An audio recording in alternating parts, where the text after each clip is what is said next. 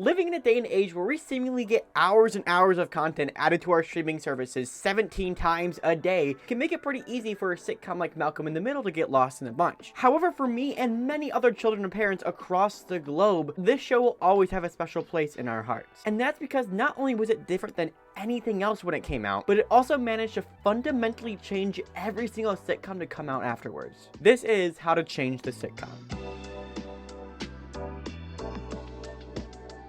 There are three fundamental pillars of the sitcom that, if not done correctly, can lead to a show's demise. There is the laugh track, characters, and reboots. Trust me, I'll get to Malcolm in the Middle and everything it does right, but first I have to explain other shows, and more specifically, what they do wrong. For the record, every single show I'm about to throw under the bus are shows I absolutely adore, and I'm just using them as an example to show how hard it is to get a sitcom right. So, starting with the first category, the laugh track. Laugh tracks are an extremely odd phenomenon in sitcom culture. From my experience, I've always kind of stuck my nose up to the idea. I absolutely love How I Met Your Mother, but the laugh track, especially in the first season or two, is absurd. And after a while, especially after seeing shows like Arrested Development, The Office, and Malcolm in the Middle, I was left scratching my head. What are these shows doing, still coming out with laugh tracks in 2022? Then I saw this TikTok from Micheal Jamin, a writer on classic shows like King of the Hill and Beavis and Butthead, and instead of explaining it to you, I'll just show you it.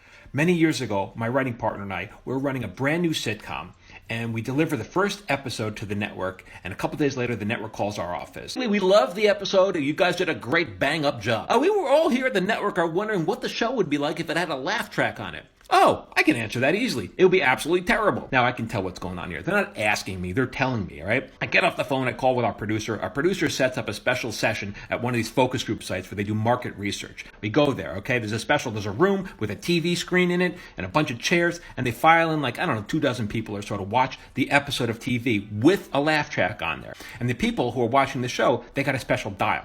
And they watch in real time. If they like something, they turn it to the right. If they really like it, they turn it even further to the right. If they don't like it, they turn it to the left. If they hate it, they turn it all the way to the left.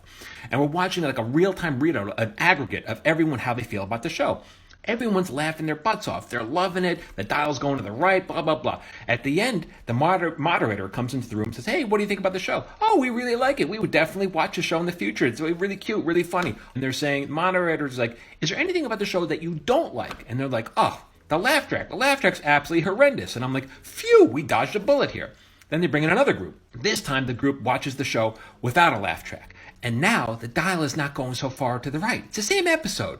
And they're not loving it. They're liking it, but they're not loving it. But we try to replicate the results again. We bring in a couple different groups to run this experiment at the same time. And time again, the group that watched the episode with a laugh track laughed more. They laughed harder. The dial went further to the right. And the people who didn't have a laugh track, they didn't enjoy it as much. Laugh tracks seem absurd, and if paying attention, can actually become quite annoying. However, thanks to what Michael was saying, the truth of the subconscious behavior a laugh track can cause is undeniable. And when a show is written well, it can make a simple punchline that much funnier. But take a less well-written sitcom, and a laugh track just make it seem like the writers have given up and are just hoping that the fake laughter will trick you into thinking it's funny. Oh wow, will you look at that? Poof, one pillar discussed.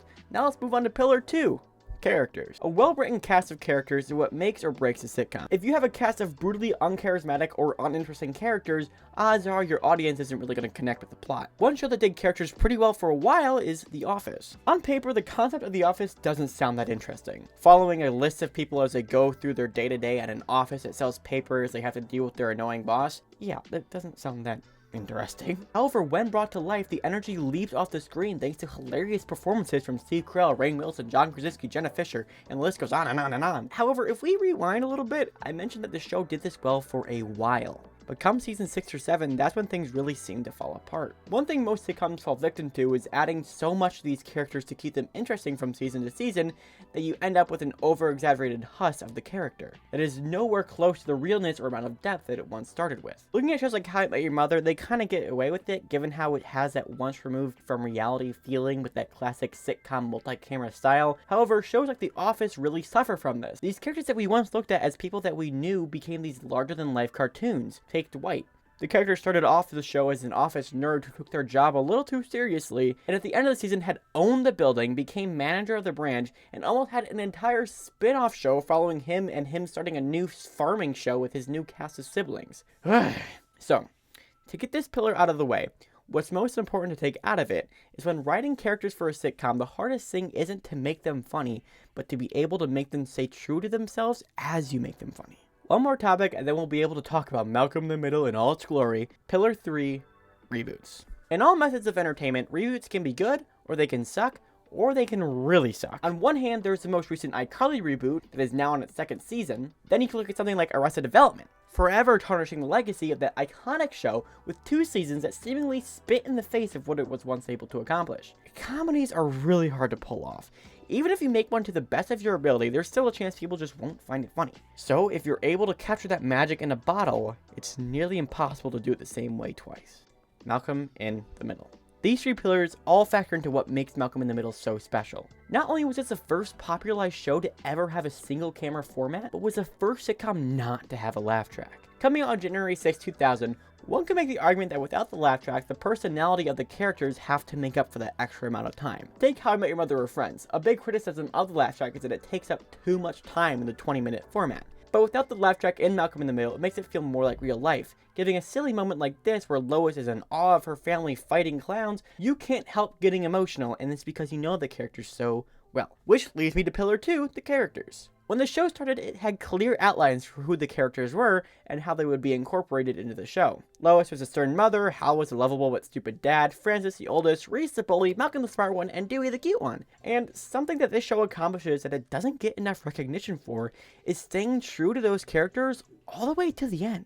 Throughout the show, you watch this natural progression of characters, and they evolve, but nothing feels undeserved because it all happens so naturally. Sure, it was a bit silly that every kid in the house was a genius at one thing or another, but they did it in such a simple and thoughtful way that it all made sense. When Reese figured out that he was good at cooking, he went all in, feeling like after his whole life of beating people up and feeling stupid, he finally got something that he was just talented at.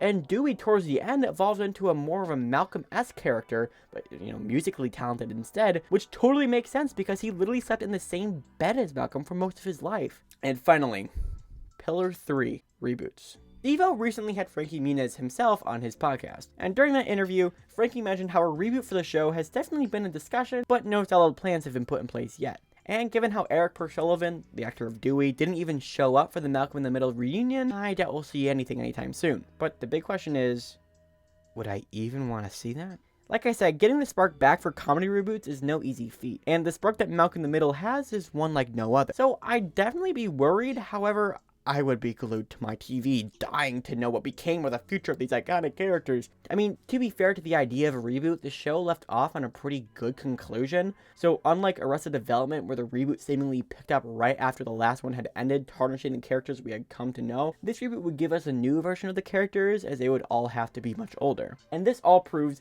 how Malcolm in the Middle changed the sitcom. Not only was it the first show to use a single camera format that is used in almost all of sitcom television today, was not only the first sitcom not to use a laugh track, but most importantly, holds up. And that's not only in part to the simple characters, but also because of how real and relatable every little bit of that show was. And even if a reboot was to come, the show ended on such a beautiful note I wouldn't mind because we had a satisfying conclusion to these characters. I can't wait to see what new shows bring us. However, the effects that Malcolm in the Middle had on our culture has not only affected us to this day, but will forever proceed to affect what we've come to know as television. This is how to change this sitcom. Wow, look at you, you made it to the end of the video. I love you. But in all seriousness, thank you for watching the end of the video. I've been having a lot of fun posting Malcolm in the Middle content over on my TikTok. And I just figured I had enough juice left in the tank to make a full-on video essay. So why not, right? This show has created some truly unique memories for me and my family, as I'm sure it has yours, as if you grew up watching it as well. So how do you guys feel about this show? Do you think I was pretty on point with my analysis, or do you think this show's a little bit overhyped? It's okay if you do, I won't take it personally. But either way, let me know, I'd be interested to hear your thoughts. Alright, and that's all for today. Don't forget to like and subscribe, and stay tuned for more.